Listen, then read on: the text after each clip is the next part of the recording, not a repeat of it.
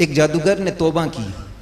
آپ کو پتہ ہے کہ جادوگر جنات کے ذریعے سے لوگوں کو نقصان بھی پہنچاتے ہیں، لوگوں کے فائدے بھی سوچتے ہیں.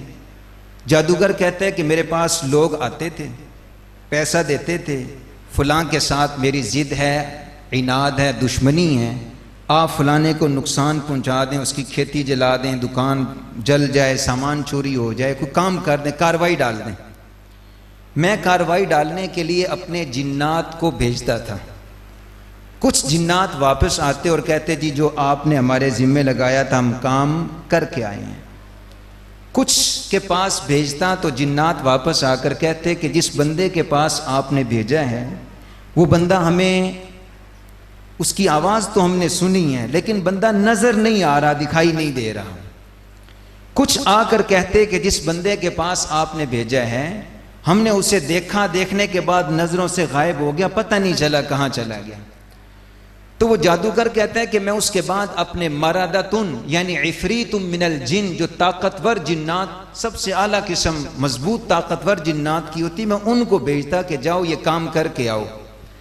وہ طاقتور جماعت آ کر مجھے کہتی کہ ہم نے مشرق مغرب شمال جنوب چپا چپا چھان مارا ہے، جس بندے کے کو نقصان پہنچانے کے لیے آپ نے بھیجا ہے وہ بندہ ہمیں ملا ہی نہیں، حالانکہ ہوتا وہ اسی شہر میں تھا. کہتے ہیں جب میں نے توبہ کی تو میں نے سوچا کہ چکر کیا ہے، معاملہ کیا ہے. ایک آدمی میرے شہر میں ہے، میں اس کو دیکھ رہا ہوں، اس کے رشتہ دار اس کو دیکھ رہے ہیں، اور جب میں اپنے جنات کو اثرات اور نقصان پہنچانے کے لیے بھیجتا ہوں تو جنات آ کر کہتے ہیں کچھ بھی نہیں، بندہ ملا ہی نہیں ہے، چکر کیا ہے. کہتے ہیں میں نے قرآن پاک کھولا، 15واں پارہ، سبحان الذی اسریٰ بعبدہ، سورہ بنی اسرائیل، اور اس میں ایک آیت پر میری نگاہ رک گئی.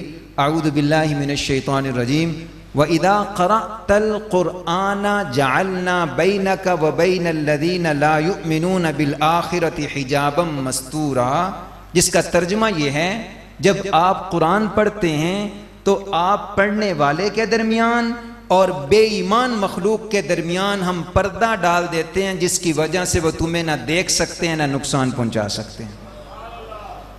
یہ ایک جادوگر کی بات. کہتے ہیں میں سمجھ گیا. پھر اس نے اپنی بات بتائی.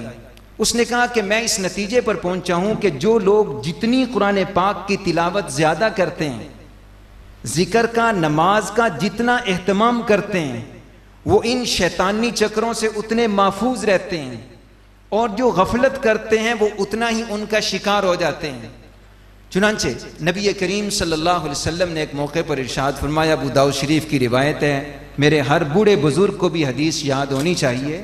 آپ نے ارشاد فرمایا جب بھی بیت الخلاء میں جاؤ تو دعا پڑھو. کیا دعا ہے بھائی؟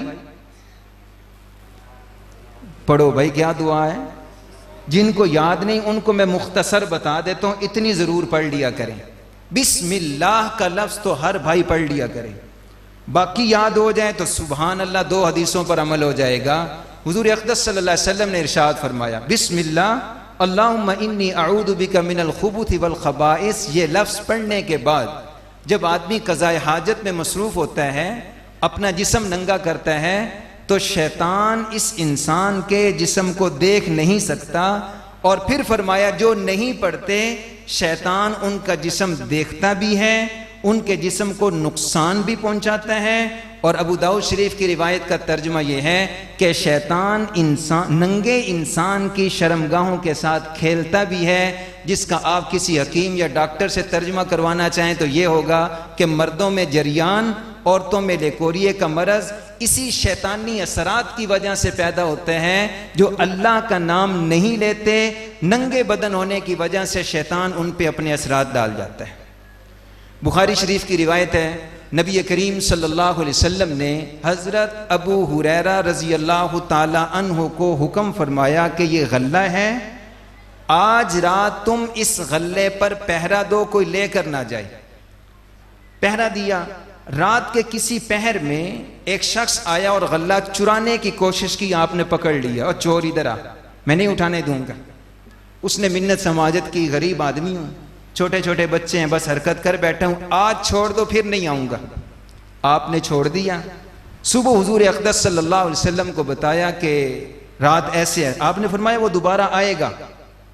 وہ دوبارہ آئے گا، وہ جھوٹ بول کے تم سے جان چھڑوا گیا ہے۔ دوسری رات ہوئی، پھر وہی شخص، وہی معاملہ، اور حضرت ابو ہریرہ رضی اللہ تعالیٰ عنہ نے پھر پکڑ لیا، پھر سوری کی، معافی مانگی، بہانہ بنایا، نکل گیا، پھر بتایا، آپ نے فرمایا پھر آئے گا۔ تیسری رات جب وہ شخص آیا، آپ نے ہاتھ پکڑا اور اب وہ اپنے عذر آزار پیش کرنے لگا۔ آپ نے فرمایا اب تو نہیں چھوڑوں گا، اب تو میں حضور کے سامنے تجھے پیش کروں گا۔ اس نے کچھ قسمیں دیں اور کہا اچھا سنو میری بات، آج کی رات چھوڑ دو، میں تمہیں ایک عمل بتاتا ہوں، جب یہ عمل تم رات کو کر لیا کرو گے تو ساری رات تمہارا مال اللہ کی حفاظت میں رہے گا، کوئی نقصان نہیں پہنچا سکے گا۔ تم رات کو آیت الکرسی پڑھ لیا کرو، تمہارا سب کچھ اللہ کی حفاظت میں آ جائے گا۔ بات سنی، صبح نبی کریم صلی اللہ علیہ وسلم کی خدمت میں جا کر عرض کیا یا رسول اللہ رات وہ پھر آیا تھا اور ایسے ایسے مجھے آیت الکرسی بتا کر گیا ہے۔ آپ صلی اللہ علیہ وسلم نے ارشاد فرمایا یہ وہی تھا جو پہلی رات آیا، دوسری رات آیا، تیسری رات آیا، یہ شیطان تھا۔ شیطان ہمیشہ جھوٹ بولتا ہے، لیکن تمہارے ساتھ جو بات کر کے گیا آیت الکرسی والی، یہ بات سچی کر کے گیا ہے۔ ایک آیت الکرسی کی جب یہ طاقت ہے کہ انسان اثرات سے محفوظ ہو جاتا ہے، جو بندہ روزانہ قرآن پاک کی تلاوت کرتا ہوگا وہ شیطانی اثرات سے اپنے آپ کو کتنا محفوظ کر لیتا ہوگا۔ آگے چلنے سے قبل ایک ارادہ آپ سے لینا چاہتا ہوں۔ ہم وہ لوگ ہیں، اللہ تعالیٰ معاف فرمائے، کوئی مر جائے تو 4 گھنٹوں میں پورا قرآن، دکان کا افتتاح، مکان کا افتتاح، 2-3 گھنٹوں میں سارا قرآن ختم، اور اپنی روٹین میں آئیں تو شاید ہم سے پوچھا جائے رمضان المبارک میں قرآن پڑھا تھا، مکمل کیا تھا، اس کے بعد اب 6-7 ماہ ہونے کو ہیں، شاید کسی نے کھولا نہ ہو، کسی نے کھولا ہو تو قرآن پاک پورا نہ کیا ہو۔ ارادہ کرو کہ قرآن کے ساتھ ہم یہ بے وفائی نہیں کریں گے۔ نیا مہینہ شروع ہوا ہے، ہر شخص سے نیت کر لے کہ روزانہ کم از کم 1 پارہ میں قرآن مجید کی تلاوت کروں گا، ہر مہینے میں ایک ختم۔ آپ جانتے ہیں قرآن پاک کی 7 منزلیں ہیں، 7 حصے بنے ہوئے ہیں، اور یہ 7 حصے کیوں ہیں؟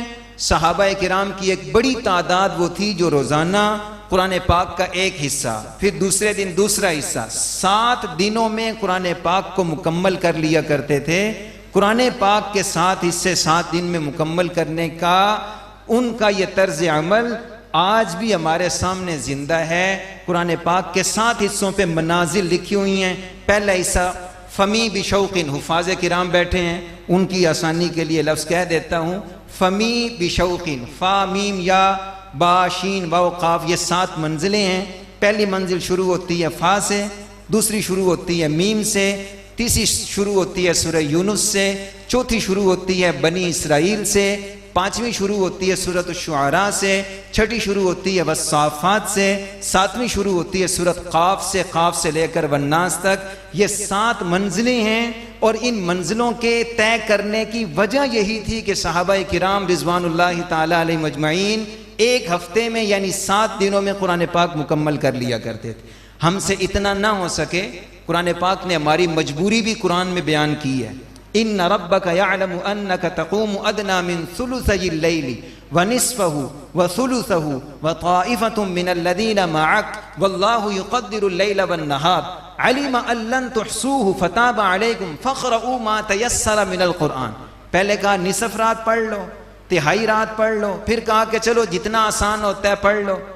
اسی سورہ مزمل میں آگے ارشاد فرمایا جا رہا ہے علم ان سیکون منکم مرضی، اللہ کو پتہ ہے کہ تم میں کچھ بیمار بھی ہوں گے، وآخرون یضربون فی الارض یبتغون من فضل اللہ، کچھ تاجر بھی ہوں گے جو کاروبار میں مصروف ہوں گے، وآخرون یقاتلون فی سبیل اللہ، کچھ جہادی امور میں مصروف ہوں گے، دینی کاموں میں مصروف ہوں گے۔ چلو فقرؤوا ما تیسر منہ، جتنا تمہیں موقع ملتا جائے اتنا تو قرآن پاک پڑھ لیا کرو۔ تو بھائی ہم نیت کریں کہ روزانہ 1 پارہ قرآن پاک کی تلاوت کریں گے، یوں ہمارا ہر مہینے میں 1 بار قرآن پاک مکمل ہوگا۔ امام احمد بن حنبل رحمۃ اللہ علیہ کے متعلق تاریخ بغداد میں یہ بات لکھی ہے۔ ان کا ایک شاگرد آیا، یہ میں آپ دوستوں سے اس لیے عرض کر رہا ہوں کہ خاص طور پر جس ایریے میں ہم کھڑے ہیں یہاں سایہ بھی زیادہ ہوتا ہے، لوگ یہاں کے لوگ زیادہ شکایتیں کرتے ہیں، سایہ ہو گیا جی، اثرات ہیں جی، کسی نے کچھ کر لیا جی، بھائی فلانے نے کوئی تعویذ گنڈا کر دیا ہے، ساری باتیں ایک طرف، اگر قرآن پاک کی تلاوت کا اہتمام کیا جائے تو جو آیات اور جو روایات میں نے آپ کے سامنے پیش کی ہیں، قرآن پاک کی تلاوت کرنے والا ان سارے اثرات سے اپنے آپ کو محفوظ کر لے گا۔ امام احمد بن حنبل رحمۃ اللہ علیہ کے پاس ان کا شاگرد آیا اور آ کر کہنے لگا، استاد جی سمجھ نہیں آتی، میں اپنے گھر میں زیور رکھا ہے سونا، میرا سونا چوری ہو جاتا ہے۔ آپ نے بات سنی اور پھر ساتھ یہ بھی کہنے لگا کہ کوئی بندہ ہمارے گھر میں نہیں آتا، کوئی راستہ چوری کا نہیں ہے، بالکل سیف محفوظ کر کے رکھا ہے، پھر نہ جانے کون آتا ہے اور ہمارا زیور چرا کے لے جاتا ہے۔ آپ نے ارشاد فرمایا، اب سے ایک کام کر لو، روزانہ آیت الکرسی اور سورہ بقرہ کی آخری آیات آمن الرسول بما انزل الیہ من ربہ والمؤمنون یہ پڑھ کے سویا کرو۔ ان آیات کی برکت سے دوبارہ کبھی تمہارے گھر چوری نہیں ہوگی۔